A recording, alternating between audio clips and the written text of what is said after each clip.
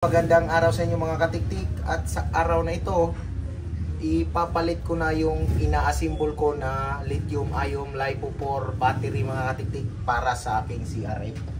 Ayan, so bubuksan natin yung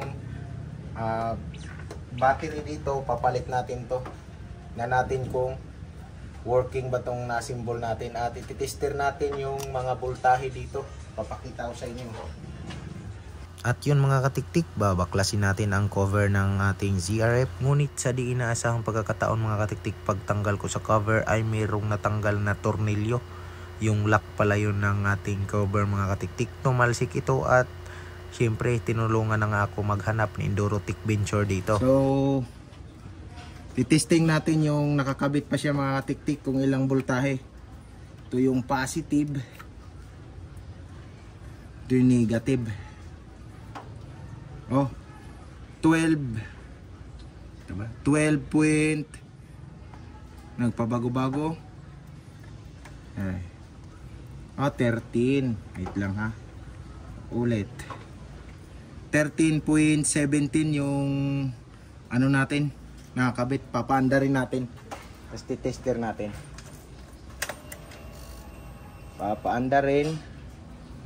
Neutral muna natin. Ayan, naka-andar na mga tiktik. Tester ulit natin. So pumapalo siya ng 14.28 kapag 0.29 kapag naka-andar. So yan yung nag-31 pa nga. Yan yung reading niya. So ipapalit natin yung ating lithium ion. Patayin natin yung motor natin mga tiktik. Yan, at babaklasin na natin tong battery. At dito na banda mga katiktik, fast forward tayo para di maubos ang oras ninyo. Ayan. Yun, natanggal na. Papalit na natin tong ano natin, ina-assemblization. Saan bang positive nito? Hindi naman nata baliktad ito eh. Tester ko muna.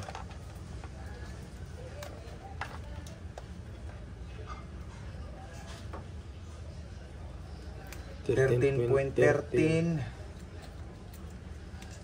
May negative. Parehas. Negative. Ito ng positive sa kanan. Ayan. So, salpak na natin. Ayan. Binalot ko ito ng tawag nito, fiberglass tape. At ito na yun mga katiktik. Ayan, nailagay na natin ang ating LiPo4 lithium-ion battery sa ating CRF. Tester muna natin, baka mabaliktad eh.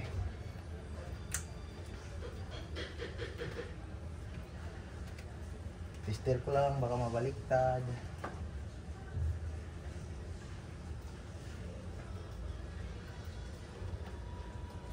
Ayun, hindi na talaga baliktad. At alam nyo ba mga katiktik, mukhang ako pa lang ang gumawa nito, na ako mismo ang nag-assemble ng battery at ikinabit ito sa CRF 150L. At kung merong mang nauna sa akin, pa-comment na lang mga katiktik para malaman ko kung okay ba ang performance ng LiPo4 battery sa ating mga CRF. Yun. Medyo pinawisan tayo ng konti dito mga katiktik. Okay, lapit cameraman. Lapit. Yun. Yan. Tester natin. Kita ba? Hindi ka kita na to. Ayan. Dito parang.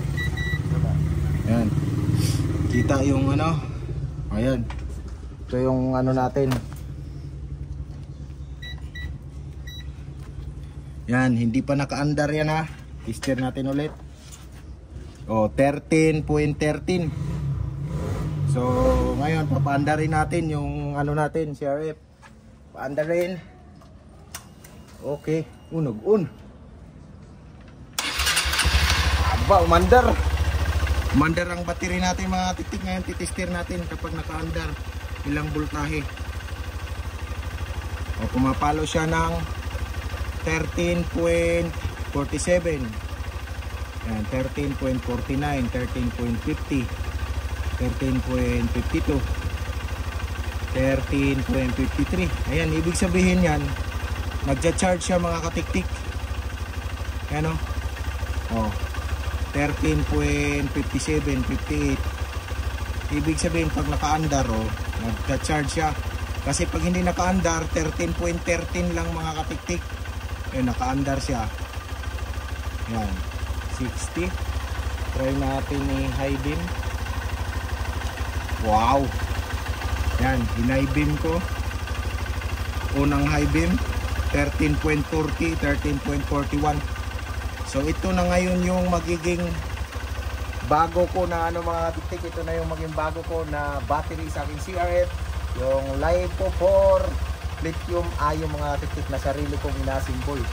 So ipapakita ko sa inyo ang mga nito, ang mga parts. Ayan, ay successfully naka-under na yung natin.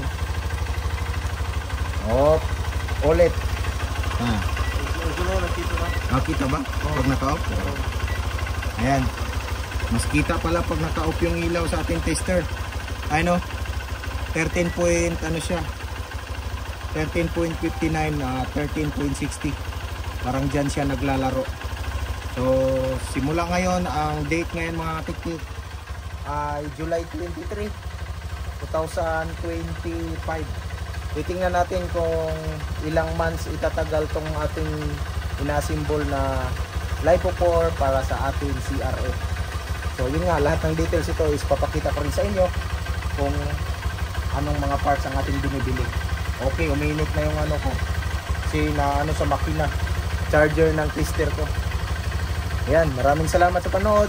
At naway na i-compare nyo kanina kasi na-tester natin yung stock niya na battery, yung voltahe, yung hindi pa naka-andar at yung naka-andar na.